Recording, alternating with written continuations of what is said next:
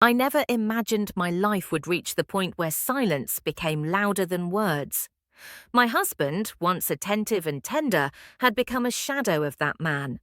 His presence existed, but only in physical form. Emotionally, he'd checked out long ago. His world revolved around work, deadlines, and promotions.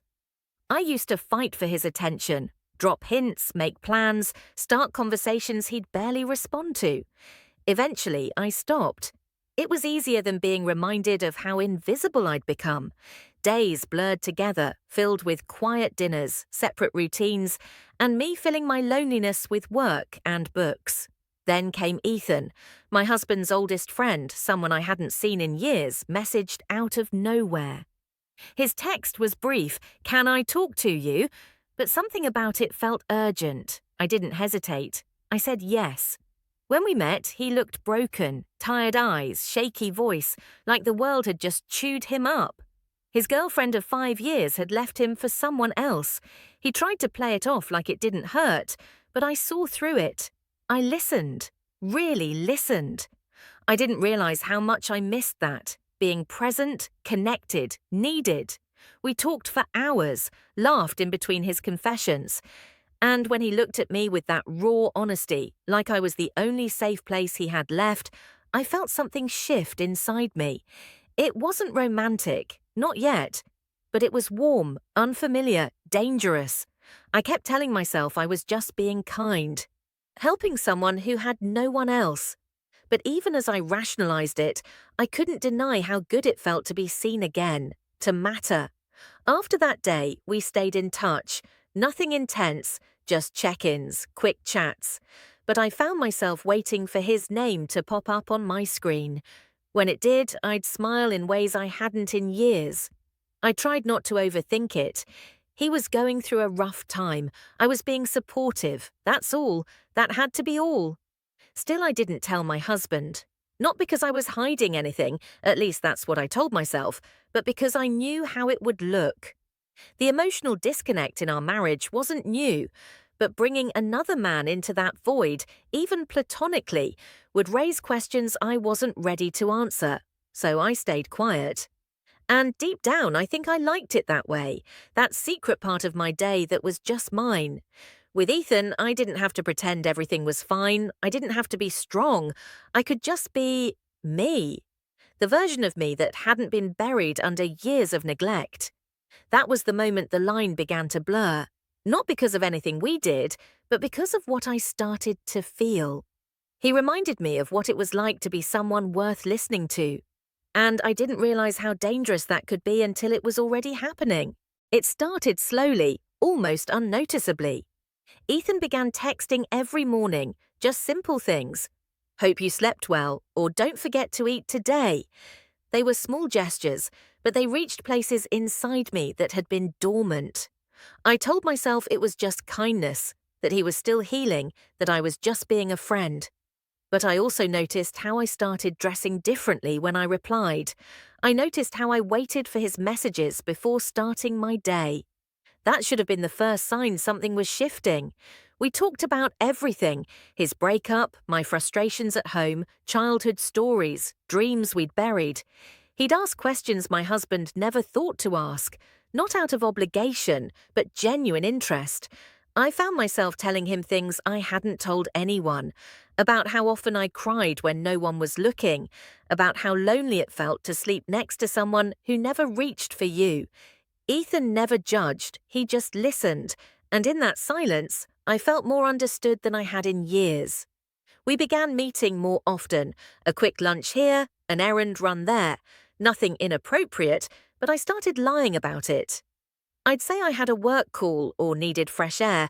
The lies weren't complicated, but they were enough to confirm this wasn't as innocent as I was pretending. There was a moment when he reached out to brush something from my cheek, and I didn't flinch. I let him. I noticed how my skin responded to his touch, how it lingered even after he pulled away. The guilt didn't hit me yet. I told myself we hadn't done anything, no lines had been crossed, but I'd already stopped mentioning him to my husband. That omission said everything. I began craving our conversations, anticipating his laughter, the comfort in his voice. I'd reread his messages at night and feel my heart race. I was chasing something, and I didn't want to admit what it was. One night, after another silent dinner at home, my husband buried in his emails, I texted Ethan, told him I needed company. He came over without hesitation. I poured wine, and we sat close, closer than before. The tension was thick, but neither of us moved. We talked until it got late, our voices softer, words fewer. I caught myself watching the curve of his smile, the way his eyes lingered. He touched my hand, and I didn't pull back. That moment felt like the edge of a cliff. Nothing had happened, but it could have. Easily. I told myself it was a moment of weakness, that loneliness was playing tricks, but the truth was, I didn't want to stop. I wanted more. I missed being wanted. I missed connection. And Ethan gave that to me without asking anything in return. The danger wasn't just in what we might do, but in how badly I needed what I was beginning to feel. He showed up unannounced, his eyes swollen and red. I could tell something had shattered him. He told me his ex was engaged, just like that, moved on, like he never mattered.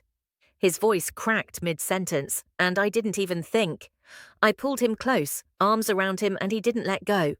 For the first time in a long time, someone held me like I was home.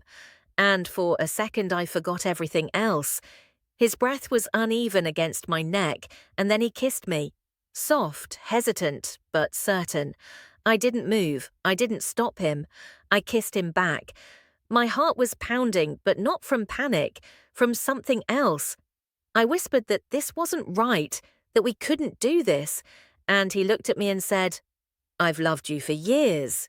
That broke something in me, because deep down I had felt it too, and I'd ignored it, buried it, denied it. But hearing him say it made all those feelings real, tangible, alive. I didn't say a word, I just let it happen. What followed didn't feel reckless. It felt inevitable, like we'd been circling this moment for weeks, maybe longer.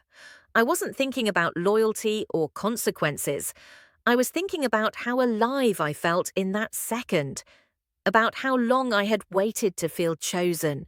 With him, I didn't feel like an obligation or background noise. I felt wanted, completely, unapologetically. The morning light made everything quieter. He was still asleep, peaceful, unaware of the storm building in my head. I stared at the ceiling, heart heavy, and realized there was no undoing what we'd done. I'd crossed a line I swore I never would. I wasn't someone who cheated. That had never been me. But there I was, staring at the evidence of everything I'd become, and for once I couldn't pretend anymore. My phone buzzed. My husband. I couldn't answer. I just stared at his name on the screen and hated the silence between us. Ethan stirred beside me, ran a hand through his hair, and looked at me like I was something fragile. He said he didn't regret it. I didn't know what to say. My silence said more than any confession ever could. He asked me what it meant. I looked away. I couldn't give him a promise I didn't know how to keep. I wanted to, but that would have made everything worse. I told him I needed space. He nodded, dressed, and left without asking for anything more. The door closed, and I sat alone, surrounded by the noise of everything I'd broken. Not just my vows, but the version of myself I thought I knew, the one who could still draw a line and stand behind it. And yet, somewhere beneath the guilt, I still felt that warmth. That terrible, beautiful feeling of